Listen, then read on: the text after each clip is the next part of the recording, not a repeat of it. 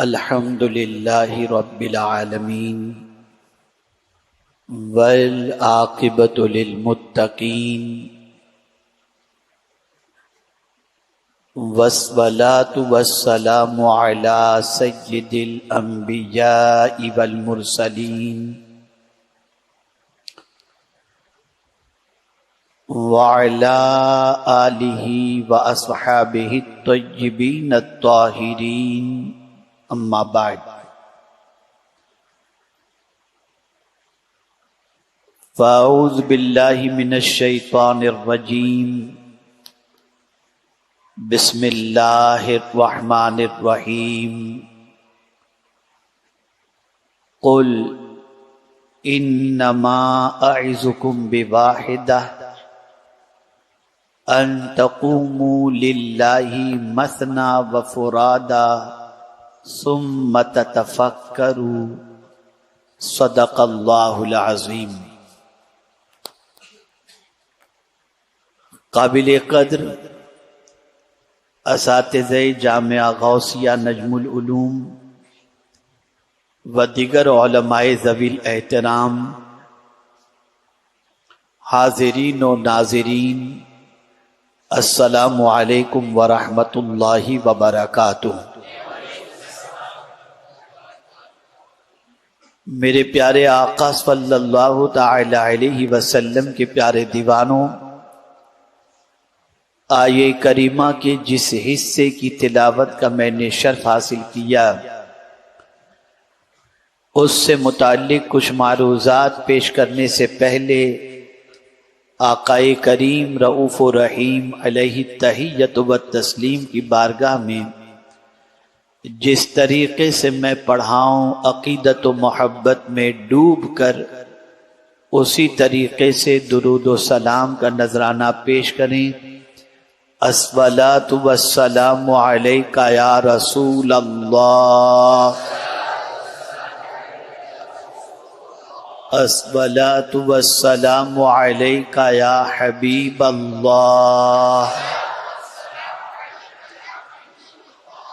الصلاۃ والسلام علیک یا نبی اللہ،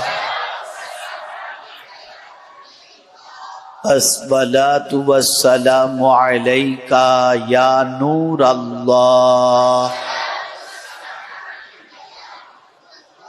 وعلی آلک واصحابک یا حبیب اللہ،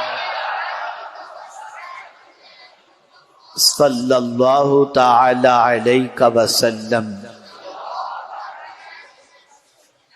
میرے پیارے آقا صلی اللہ تعالی علیہ وسلم کے پیارے دیوانوں، ہم اور آپ اس وقت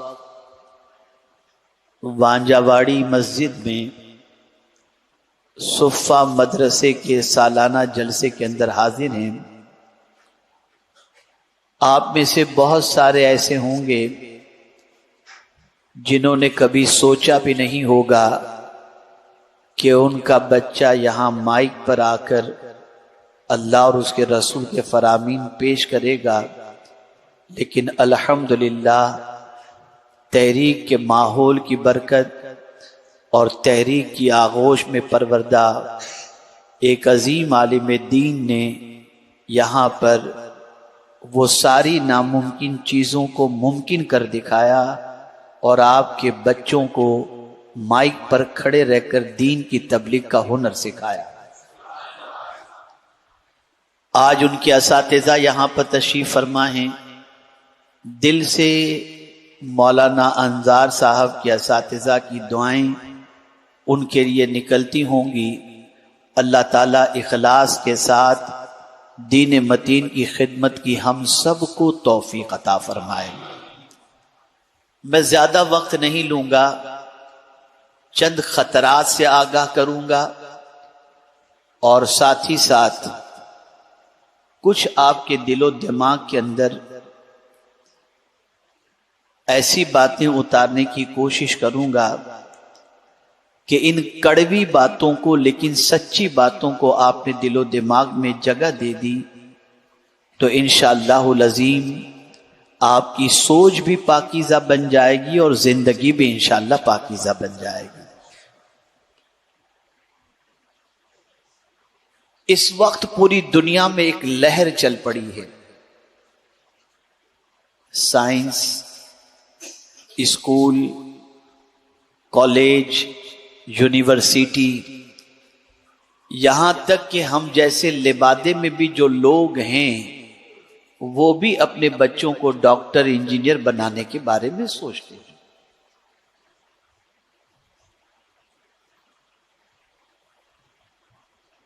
نہ ڈاکٹر بننا بری بات ہے، نہ انجینئر بننا بری بات ہے، نہ لائر بننا بری بات ہے، نہ ریسرچ اسکالر بننا بری بات ہے، لیکن کبھی آپ نے سوچا کہ یہ لہر جو چل پڑی ہے، اس لہر کے چلنے کے ساتھ ساتھ وہ لوگ جو اس لہر کے اندر آ گئے، اس کی لپیٹ میں آ گئے اور اپنے بچوں کو دنیاوی تعلیم کی طرف لے گئے اور دین کی تعلیم سے ناآشنا رکھے، ان بچوں کے مستقبل کی کیا پوزیشن ہوگی؟ یہ بات اچھی طریقے سے ذہن کے اندر محفوظ کر لیں کہ امریکہ کی سرزمین پر، یورپ کی سرزمین پر اگر آپ جا کر کے دیکھیں تو سائنس کی ترقی کے بعد وہاں کے گرجا گھر ویران ہو گئے۔ وہاں کے بچوں نے جب سائنس، ریسرچ، ٹیکنالوجی، اس کا علم حاصل کرنا شروع کیا اور اسی پر انہوں نے پورا فوکس کیا، نتیجتاً ان کا مذہب سے رشتہ بالکل ختم ہو گیا یا نہ کے برابر رہا۔ آج وہاں چرچ بک رہے ہیں اور ان چرچوں کو مسلمان خرید کر مسجد کے اندر کنورٹ کر رہے ہیں۔ تو دین کیسے نکالا جائے؟ تو دین نکالنے کا ایک طریقہ یہ ہے کہ ڈائریکٹ اگر کسی سے کہا جائے کہ تم دین چھوڑ دو، نہیں چھوڑے گا، لیکن ترقی کے نام پر اس کو اگر دین کے راستے سے ہٹانا چاہو تو آسانی سے ہٹا سکتے ہو۔ آج میں آپ کے سامنے صرف بات نہیں، میں دلیل پیش کروں گا، دعویٰ نہیں کروں، دلیل آپ کے سامنے رکھوں۔ مسجد میں اگر کسی جلسے میں آج مسلم ڈاکٹرز، انجینئرز، لائرز کو بلایا جائے، نہیں آئیں گے۔ بینکویٹ ہال کے اندر بلاؤ، دوڑے دوڑے آئیں گے۔ جمعہ کی نماز کے لیے ان کی پوزیشن یہ ہوگی، خطبے کے وقت آئیں گے، بغیر ٹوپی کے نماز پڑھیں گے، 2 رکعت پڑھ کر کے بھاگ جائیں گے۔ یہ دنیاوی تعلیم یافتہ کا دین سے رشتہ کمزور ہوتا جا رہا ہے۔ آپ کہیں گے مولانا یہ کہاں کی منطق لے آ کر کیا کیا پیش کر رہے ہیں؟ تو میں آپ کو بتاؤں،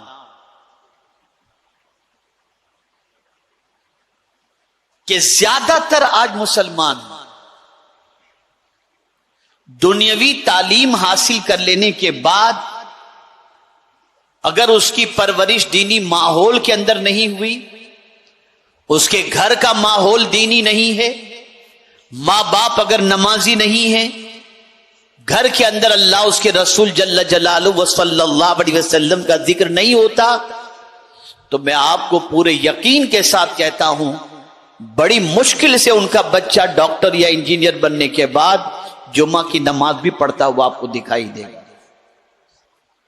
یہ ہمارا مستقبل، یہ ہمارا جنریشن جو آنے والا ہے، ہم انہیں ڈاکٹر تو بنانے کی فکر کرتے ہیں، لائر اور انجینئر بنانے کی تو فکر کرتے ہیں، کبھی ہم نے یہ بھی فکر کی کہ ہمارا بچہ اسلام پر قائم رہے؟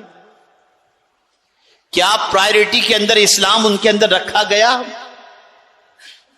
کیا ان کے دل و دماغ میں یہ بات بٹھائی گئی کہ بیٹا تو ڈاکٹر نہیں بنے گا، چل جائے گا، لیکن مسلمان بن کر زندگی گزارنا؟ ہم نے یہ نہیں بٹھایا۔ ہمیں تو خوشی ہوتی ہے جب ہمارا بچہ انگلش کے اندر بات کرتا ہے، کوئی ریسرچ پیش کرتا ہے، کوئی ڈگری پیش کرتا ہے تو ہم پھولے نہیں سماتے، پھر ہمارا بچہ چاہے جا کر کے مارکیٹ کے اندر دنیا داروں کے ساتھ شراب پیے یا زنا کے اڈے پر جائے، ہمیں اس کی کوئی فکر نہیں ہوتی الا ماشاء اللہ۔ تو سوال یہ پیدا ہوتا ہے کہ کیا سائنس کا علم حاصل کرنا دہریت کی طرف لے جائے گا؟ کیا ماڈرن ٹیکنالوجی کا ایجوکیشن حاصل کرنا انسان کو دہریہ بنا دے گا؟ تو میں آپ کو بتاؤں، جتنے بھی کالج اور یونیورسٹیز اس وقت ہیں، ان سارے کالج اور یونیورسٹیز کے انوائرمنٹ کا جائزہ لیجئے اور ماحول کا جائزہ لیجئے، تو میں آپ کو یقین کے ساتھ کہہ سکتا ہوں 90% وہاں پڑھنے والوں کا ذہن ناپاک ہوتا ہے۔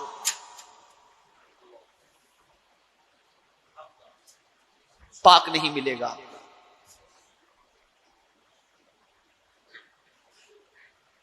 کالج اور یونیورسٹی کی بات تو بہت دور کی رہی، اب ہائی اسکول کے 9th کے بچے اور بچیوں کے بیگ کے اندر سے کنڈوم ملتا ہوا نظر آ رہا۔ اتنی بدترین سچویشن ہے اس وقت۔ میں یہ نہیں کہتا کہ آپ اپنے بچوں کو دنیاوی تعلیم نہ دو، میں یہ نہیں کہتا کہ آپ اپنے بچوں کو ڈاکٹر نہ بناؤ، لیکن میں ضرور آپ کو کہوں گا کہ آپ کو اپنی زندگی کی آخری سانس تک جس بات کی فکر رکھنی ہے وہ قرآن کی بتائی ہوئی فکر کے مطابق فکر رکھنی ہے۔ حضرت یعقوب علیہ نبینا علیہ الصلاۃ والتسلیم کے وصال کا وقت جب قریب آیا تو کیا فکر تھی؟ قرآن کہتا ہے اذ حضر یعقوب الموت اذ قال لبنیہ ما تعبدون من بعدی قالوا نعبد الہک و الہ آبائک ابراہیم و اسماعیل و اسحاق الہا واحدا ونحن له مسلمون۔ جب اس دنیا سے جانے کا وقت قریب آیا، بیٹوں کو پوتوں کو سب کو جمع کیا حضرت یعقوب علیہ السلام نے، اور فکر کس بات کی؟ اپنے بچوں سے آپ نے سوال فرمایا ما تعبدون من بعدی، میں اس دنیا سے چلا جاؤں گا تو میرے بعد تم کس کی عبادت کرو گے؟ تو بچوں نے جواب میں کہا قالوا نعبد الہک و الہ آبائک ابراہیم و اسماعیل و اسحاق الہ واحدا۔ بچوں نے کہا آپ کے رب کی عبادت کریں گے، ابراہیم و اسماعیل و اسحاق کے رب کی عبادت کریں گے، اور ہم مسلمان۔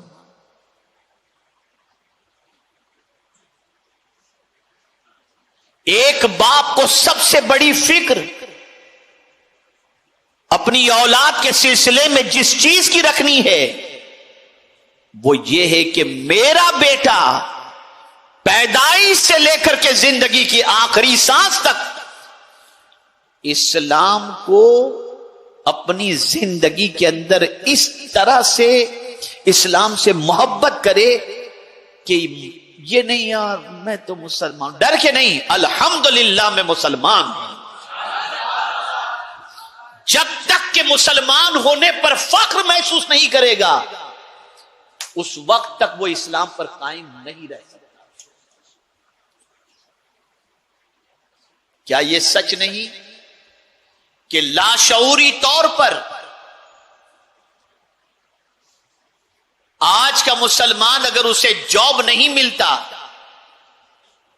تو ہم اگر اس سے پوچھتے ہیں کہ بیٹا بے روزگار کیوں ہو تو اس کا جواب ہوتا ہے مسلمان سمجھ کر مجھے کوئی نوکری نہیں دیتا، میری فائل کلیئر نہیں ہوتی اس لیے کہ میں مسلمان ہوں، مجھے جاب نہیں ملتی اس لیے کہ میں مسلمان ہوں، میرا کاروبار نہیں چلتا اس لیے کہ میں مسلمان ہوں۔ آپ سنتے تو آ رہے ہیں اور کہتے بھی آ رہے ہیں، لیکن اس کے پیچھے پوری دنیا کا رشتہ اسلام سے آپ کمزور کر رہے ہیں۔ نوجوان کی سائیکولوجی یہ ہوتی ہے کہ وہ زوال کو پسند نہیں کرتا، عروج کو پسند کرتا ہے. وہ ناکامی کو پسند نہیں کرتا، کامیابی کو پسند کرتا ہے. اگر نوجوان کے ذہن میں یہ بات بیٹھ جائے گی کہ مسلمان ہونے پر مجھے ترقی نہیں مل سکتی، تو وہ اسلام سے اپنا رشتہ رکھے گا کیوں؟ ہم آج پوری قوم کو اس احساس کمتری کا شکار کر رہے ہیں. ہمارے ان جملوں کی بنیاد پر اسلام کی عظمتوں کا چراغ سینے سے بجھنے کے قریب ہے، اور آہستہ آہستہ ارتداد کی راہ اس طرح سے کشادہ ہو رہی ہے کہ ایک نہیں، ہول سیل کے اندر لوگ ارتداد کے راستے پر دوڑتے ہوئے نظر آ رہے ہیں. دنیا نے یہ من بنا لیا ہے. اس کو میں دوسرے اینگل سے سمجھاؤں گا تو بات سمجھ میں آئے گی. ہم اس وقت 5 قسم کی جنگ کے اندر گرفتار ہیں. 5 قسم کی جنگ: اکنامیکل وار، ایجوکیشنل وار، پولیٹیکل وار، پروپیگنڈا وار اور کیریکٹر وار. تعلیمی جنگ کے اندر ہم اس وقت ہیں، اور اس جنگ کے اندر ہم شکست تقریباً کھا چکے ہیں. معاشی اعتبار سے دنیا کے کسی مسلم ملک کی کوئی چیز ایسی نہیں ہے جو مارکیٹ میں نہ ملے تو دنیا اس کے بغیر جی نہ سکتی ہو. اس لیے معاشی اعتبار سے بھی جنگ کے اندر ہم شکست کھا چکے ہیں. پروپیگنڈا وار میں بھی ہم شکست کھا چکے ہیں. ہمارا کوئی ایسا میڈیا نہیں جس کے ذریعے پوری دنیا میں ہم اپنی سچائی کو پہنچا سکتے ہیں. پولیٹیکل وار کے اندر 57 اسلامی ملک ہونے کے باوجود ایک ملک کو بھی ویٹو پاور نہیں. اب لے دے کر ایک جنگ رہ جاتی ہے، وہ ہے کیریکٹر وار، اخلاقی جنگ.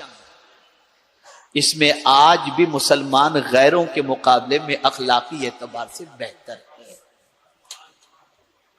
اب اس جنگ کے اندر شکست دینے کے لیے ننگے پن کو عام کیا جا رہا ہے، اور تازہ ترین سروے کی بنیاد پر دنیا میں سب سے زیادہ گندی پکچر دیکھنے والے اگر کوئی قوم نظر آ رہی ہے تو وہ مسلمان ہے. یہ لیٹسٹ سروے کے اندر آیا ہے.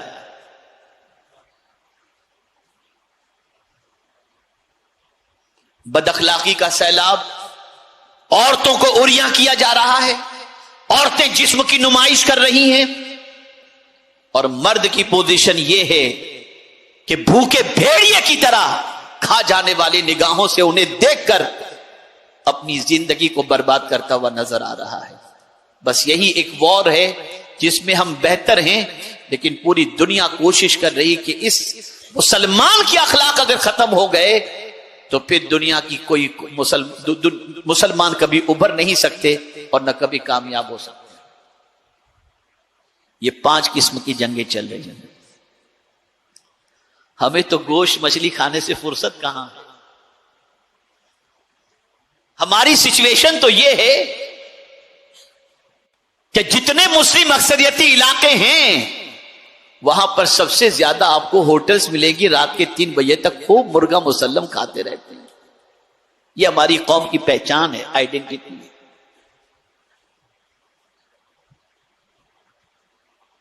ایک بات بتاؤں، ایک خطیب کو میں سن رہا تھا، چھوٹی سی کلپ تھی ان کی، کسی نے مجھے بھیجی. اہل سنت و جماعت کے بڑے عظیم عالم علامہ ثاقب رضا مصطفی صاحب، کسی نے مجھے بھیجی، میں سن رہا تھا. بڑی پتے کی بات انہوں نے بتائی. انہوں نے بتایا کہ مجھے ایک صاحب آ کر کہنے لگے مولانا چلیے جاپان چلتے ہیں. تو میں نے ان سے کہا کہ جاپان جا کر کیا کریں گے؟ کہ حضرت میں آپ کو دکھاؤں گا کہ جاپان ترقی کیسے کیا. کہ اچھا چلو میں نہیں آتا ہوں، تم بتا دو، تمہیں معلوم ہو تو وہاں تک کے سفر کی ضرورت نہیں. تم ہی بتا دو. تو اس شخص نے بتایا کہ ہر ماں اپنی گود میں اپنے بچے کو جو تعلیم دیتی ہے اس میں خاص طور پر 2 چیزوں کی تعلیم دیتی ہے. پہلی چیز، بیٹا جھوٹ مت بولنا اور بددیانتی کبھی مت کرنا. اور یہی وجہ ہے کہ میڈ ان جاپان آدمی دیکھتا ہے تو اندر سے مطمئن ہو جاتا ہے کہ کوالٹی بہت اچھی ہو.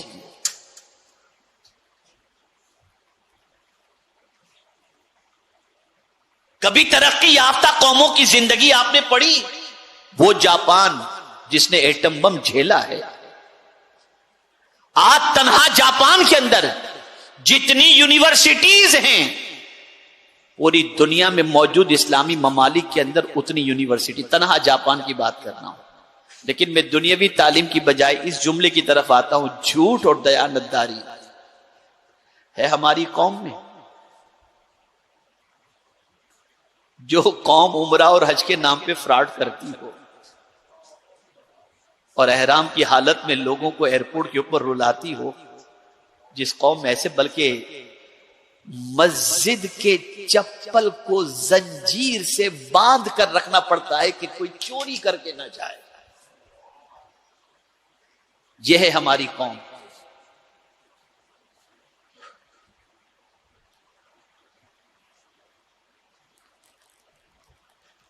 مجھے بتاؤ کس طرح سے آپ انقلاب لائیں گے؟ کس طرح سے آپ معاشرے کے اندر بسنے والے مسلمانوں کو سرخ روئی کی طرف لے جا سکیں گے؟ یہ خرابیاں ختم کرنی ہوں گی. ان ساری چیزوں پر نظر رکھنی ہوگی. خوب اعلیٰ تعلیم دلاؤ بچوں کو، ڈاکٹر بھی بناؤ، انجینئر بھی بناؤ، بیرسٹر بھی بناؤ، لیکن سب سے پہلے اس چیز پر نظر رہے، بیٹا نمازی تو ہے نا، بیٹا رات کی تاریکی میں چھپ کر کوئی غلط چیز تو نہیں دیکھ رہا نا. نظر ہونی چاہیے. بیٹے کے سینے میں عشق مصطفیٰ صلی اللہ علیہ وسلم تو موجود ہے. بیٹا قرآن شریف کی تلاوت کرتا ہے یا نہیں کرتا، اس پر آپ کی نظر ہونی چاہیے. اور وہ بچے، ماشاءاللہ ہمارے ایک ساتھی یہاں پر گولڈ میڈلسٹ ہیں، امام شریف میں بیٹھے ہوئے ہیں، دینی ماحول کے اندر آپ کے ماہیم ہی کے ہیں. باپ کی تربیت اور گھر کے ماحول نے گولڈ میڈلسٹ ہونے کے باوجود آج دین پر صرف ثابت قدم ہی نہیں رکھا، دین کا پیغام پہنچانے والا بنا دیا ہے. سائنس حاصل کرو، لیکن میں آپ کو بتاؤں بہت بڑے سائنٹسٹ تھے حضرت سلیمان علیہ السلام.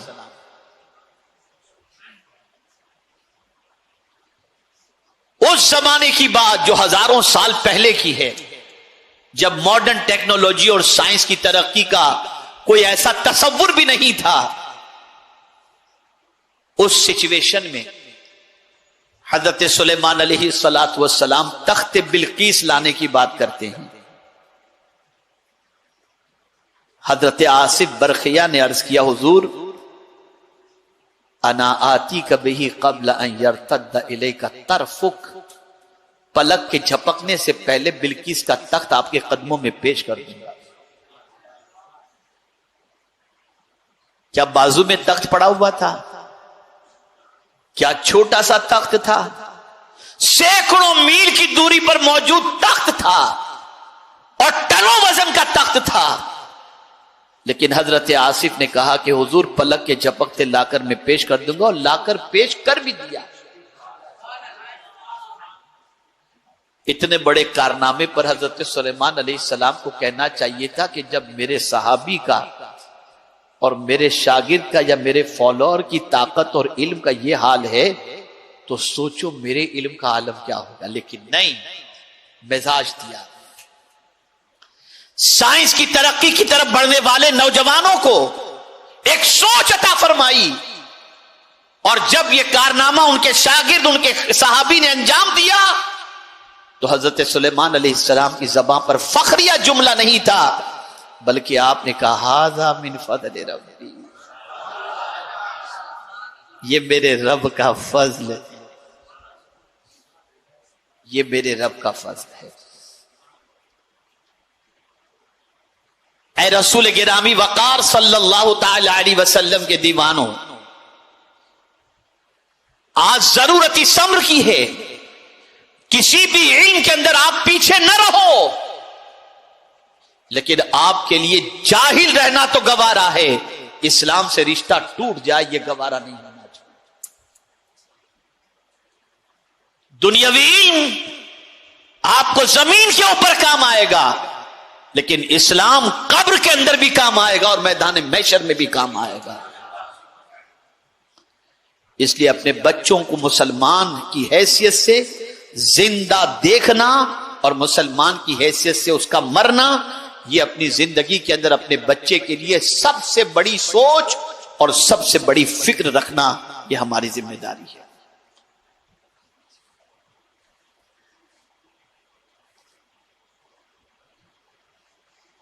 اب ایک آخری بات عرض کر دوں، مجھے نہیں لگ رہا تھا کہ آج میں خطاب کچھ کر سکوں گا، مسلسل کئی راتوں کا جگا ہوا ہوں اور صرف 1-1.5 گھنٹہ سو کر کے بس چل رہی ہے گاڑی، لیکن اللہ کہلوا رہا ہے۔ ایک بات عرض کرتا ہوں، اگر آپ اسے ذہن کے اندر محفوظ کر لیں، کریں گے انشاءاللہ العزیز، ایک ہے مقصد اور ایک ہے ضرورت، ایک ہے بولیے اور ایک ہے ضرورت۔ ہم نے مقصد کو ضرورت بنا لیا اور ضرورت کو مقصد بنا لیا۔ سمجھا رہا ہوں، مقصد کو ضرورت کے درجے میں لا کر رکھ دیا اور ضرورت کو مقصد کے درجے میں لا کر رکھ دیا۔ توجہ ہے نا آپ کی؟ ہے توجہ پوری طریقے سے؟ اس لیے کہ اگر یہ بات مس کر گئے نا تو بہت بڑی چیز آپ بھول جائیں گے۔ ایک ہے مقصد اور ایک ہے، پھر ایک بار بولیے، مقصد کی جگہ ضرورت نے لے لیا اور ضرورت کی جگہ مقصد نے لے لیا۔ آج دنیا کے مسلمانوں سے پوچھو تمہارا مقصد کیا ہے؟ گاڑی، بنگلہ، موٹر، بس یہی سب یہ مقصد ہو گیا۔ علم کیوں حاصل کر رہے ہو؟ یہ ہمارا مقصد ہے، اچھی جاب مل جائے، اچھی ارننگ ہو، کرائے کے مکان سے خود کے مکان میں، بس یہ پوری محنت و مشقت کا مقصد یہی ساری چیزیں ہیں۔ جواب دیجئے، ہے یا نہیں؟ بولیے۔ آدمی صبح سے لے کر رات تک کیوں کرتا ہے محنت؟ اس کا مقصد گھر ہے، اس کا مقصد بیوی بچے ہیں، اس کا مقصد دنیا کے تعیشات کے سامان کا حصول ہے، یہ اس کا مقصد بن گیا۔ اور ضرورت، جب کام اٹک جائے تو اللہ کو یاد کرو، جب کام اٹک جائے تو اللہ کو یاد کرو، تو اللہ بن گیا ضرورت اور مال بن گیا مقصد۔ ہم اللہ کو ضرورت پڑنے پر یاد کرتے ہیں اور جب سب مل جاتا ہے تو اللہ کو بھول جاتے ہیں۔ تو آج کل ہماری ضرورت دنیا بن گئی، ہمارا مقصد دنیا اور اللہ بن گیا ہماری ضرورت۔ ہونا یہ چاہیے تھا کہ ہمارا مقصد اللہ ہو اور دنیا ہماری ضرورت ہو۔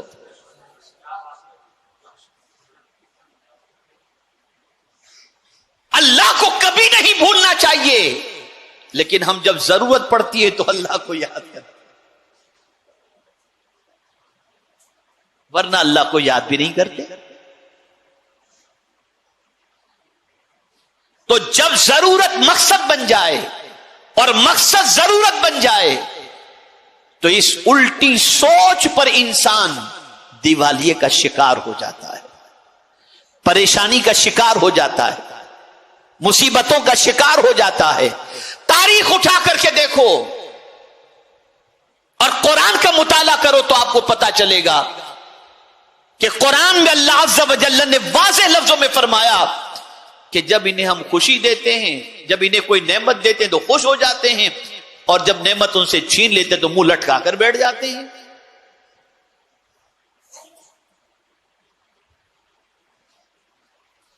بلکہ جب اللہ انعام اور نعمتیں عطا کرتا ہے تو اللہ کو بھول جاتے ہیں، اور جب اللہ کی طرف سے کوئی تکلیف آپ پہنچتی ہے تو مایوس ہو کر بیٹھ جاتے ہیں۔ وَإِذَا أَنْعَمْنَا عَلَى الْإِنسَانِ أَعْرَضَ وَنَأَىٰ بِجَانِبِهِ وَإِذَا مَسَّهُ الشَّرُّ كَانَ يَئُوسًا، یہ قرآن کہہ رہا ہے۔ مومن کا مقصد اللہ کی خوشی ہونا چاہیے۔ کبھی قرآن میں حضور صلی اللہ علیہ وسلم کی زندگی کے مقصد کو پڑھنے کی ہم نے کوشش کی؟ آؤ ایک آیت میں آپ کو بتا دوں جس میں حضور نے اپنے جینے اور مرنے کے مقصد کو بیان کیا۔ کہتے ہیں قل ان صلاتی و نسکی و محیایا و مماتی للہ رب العالمین، میرے محبوب کہہ دو کہ میری نماز، میری قربانی، میرا جینا، میرا مرنا، یہ سب کچھ اللہ رب العالمین کے لیے۔ ہمارا تو جینا بھی دنیا کے لیے اور مرنا بھی دنیا کے لیے ہے، اللہ کے لیے تو کچھ رہ ہی نہیں گیا۔ کیا رہ گیا اللہ کے لیے ہمارے پاس؟ سوچ بدلو اور ہر اس سوراخ پر نظر رکھو جس سوراخ کے ذریعے الحاد، بے دینی ہمارے معاشرے کے اندر داخل ہو رہی ہے۔ اگر ان سوراخوں پر نظر نہیں اور اس کی طرف سے غفلت برتے تو اللہ رحم و کرم فرمائے کہ کہیں یہ طوفان سب کے گھروں کے دروازے پر دستک دینے نہ لگ جائے۔ بہت سخت امتحان سے مسلمان گزر رہا ہے، بہت سخت حالات سے ہم لوگ گزر رہے ہیں۔ کل 31 نائٹ ہے، 12 بجے سے پہلے کوئی گیٹ وے پر جائے گا، کوئی کلب میں جائے گا، کوئی ہوٹل میں جائے گا اور کہیں نہیں جا سکتا تو ٹی وی کے سامنے بیٹھ کر دیکھے گا کہ جب سال چینج ہوتا ہے تو 12 بجے کتنے دھماکے ہوتے ہیں، 12 بجے کیا ہوتا ہے اور نئے سال کا آغاز کیسے ہوتا ہے۔ اتنی فکر کبھی قرآن پڑھنے کی تم نے کی؟ ارے قرآن تو چھوڑو، رمضان کا چاند دیکھنے کی اتنی فکر کی کہ مغرب ہو گئی، ذرا دیکھے رمضان کا چاند، دعا کرتے ایک دن اور لیٹ ہو جائے تو اچھا۔ رمضان کا چاند ایک دن لیٹ ہو جائے تو اچھا، اور عید کے چاند کے لیے بے چین رہتے جلدی آ جائے تو اچھا۔ جتنے اہتمام کے ساتھ تم 12 بجے کا انتظار کرتے ہو، اتنے اہتمام کے ساتھ کیا تم رمضان کے چاند کا انتظار کرتے ہو؟ حضور تو 2 مہینے پہلے سے رمضان کا انتظار کرتے تھے۔ اللہم بارک لنا فی رجب و شعبان و بلغنا رمضان۔ رجب میں حضور صلی اللہ علیہ وسلم رمضان کی دعا کرتے تھے، اور آج ہم کہاں ہیں؟ کس راستے پر جا رہے ہیں؟ ہوش کے ناخن لو اور قرآن مقدس کے اس فرمان کو دل و دماغ کے اندر محفوظ رکھو۔ کبھی انقلاب کے لیے قومیں اٹھتی ہیں اور کبھی قوم میں انقلاب کے لیے ایک فرد اٹھتا ہے اور پوری قوم میں انقلاب پیدا ہو جاتا ہے۔ اسی لیے رب نے اپنے محبوب سے فرمایا قل، تم کہہ دو انما اعظکم بواحدہ، میں تم کو ایک نصیحت کرتا ہوں۔ رب نے حضور صلی اللہ علیہ وسلم سے فرمایا کہہ دو تم کہ میں تم کو ایک نصیحت کرتا ہوں۔ وہ نصیحت کون سی ہے؟ ان تقوموا للہ مثنا و فرادا ثم تتفکروا، 2 یا 1 اللہ کے لیے کھڑے ہو جائیں، اٹھ جائیں اور پھر غور و فکر کریں۔ اے رسول اعظم صلی اللہ علیہ وسلم کے دیوانوں، اگر قوم کا کوئی ایک فرد بھی اٹھ کر اگر پوری قوم کی فکر کرے اور محنت و مشقت کرے تو اللہ تعالیٰ گری ہوئی اس قوم کو اٹھا دے گا اور ان کو کامیابی کا مسافر بنا دے گا۔ آج اٹھنے کی ضرورت ہے، لیکن اللہ کے لیے، اپنے لیے نہیں۔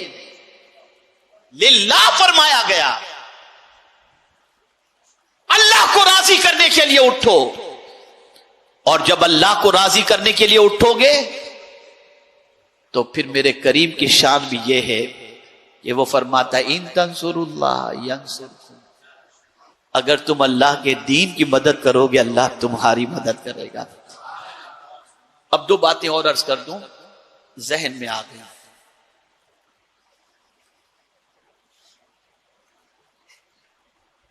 یہ دین سے دوری کے لیے کئی حربے استعمال کیے گئے ہیں۔ بزرگوں سے تعلق توڑوانا تو ہے ہی، نبی کی شان کے سلسلے میں بھی ایسے کلمات کہ بندہ نبی سے بھی اپنے تعلق کو کمزور کر بیٹھے معاذ اللہ، اور نبی کو بھی ایک آرڈینری انسان جیسا سمجھ بیٹھے، تو اب اس کے سامنے کوئی آئیڈیل رہے ہی نہیں۔ نتیجتاً وہ قرآن سے دیکھیں، قرآن کا ٹرانسلیشن غلط کیسے ہوا؟ جب اپنی مرضی سے آدمی ٹرانسلیشن کرے گا اپنے علم پر بھروسہ کر کے تو بہک سکتا ہے، لیکن جب نبی کی محبت کے ساتھ ٹرانسلیشن کرے گا تو بھٹکے گا نہیں، وہ بھٹکے گا نہیں۔ اب آئیے ایک بہت اہم چیز آپ کی سماعتوں کے حوالے کر رہا ہوں، علماء سے، مشائخ سے، اولیاء سے اپنے تعلق کو جوڑے رکھو، اس لیے کہ دین ہوتا ہے بزرگوں کی نظر سے پیدا۔ یاد رکھیں اس کو، کبھی کسی بزرگ کی نظر وہ پلا دیتی ہے جو انسان محنتوں، سالوں کی محنت کے بعد کتابوں سے وہ نہیں پا سکتا جو کسی اللہ والے کی نظر سے مل جایا کرتا ہے۔ اور اگر یہ نہیں سمجھ میں آتا تو ایک شعر ڈاکٹر اقبال کا سنا دوں، اور یہ تو سمجھ میں آ جائے گا اور دماغ میں بات بیٹھ بھی جائے گی۔ فیضان نظر تھا کہ مکتب کی کرامت تھی، یہ کس نے سکھائی اسماعیل کو آداب فرزندی؟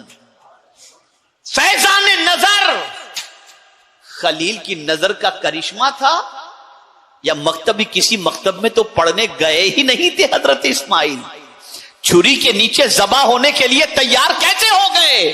یہ فیضان نظر تھا حضرت ابراہیم علیہ السلام کا۔ تو بزرگوں کی نظر سے ایمان بھی ملا کرتا ہے، اور بزرگوں کی نظر سے اللہ عز و جل وہ کچھ عطا کر دیتا ہے جو کچھ انسان محنت و مشقت کے بعد بھی حاصل نہیں کر سکتا۔ اب کسی کے ذہن میں سوال ہو رہا، نظر میں اتنی طاقت کہاں سے؟ تو حدیث کی روشنی میں سنا دوں،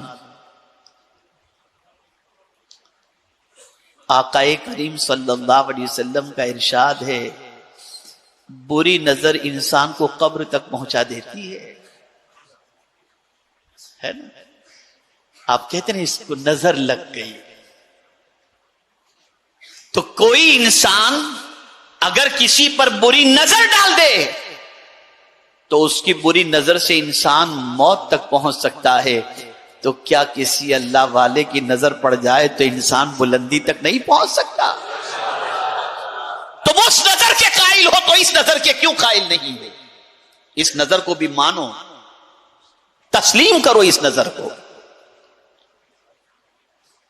اس لیے ضرورت اس امر کی ہے کہ ان سارے عقائد، ان سارے نظریات، ان سارے تصورات و تخیلات اور ان ساری تعلیمات سے اپنا رشتہ توڑ دو اور ان سے تعلق توڑ دو جو تمہیں بزرگوں کی بے ادبی اور بزرگوں سے کچھ نہیں ملتا جو یہ تعلیم دیتے ہوں، ان سے کوئی رشتہ مت رکھو۔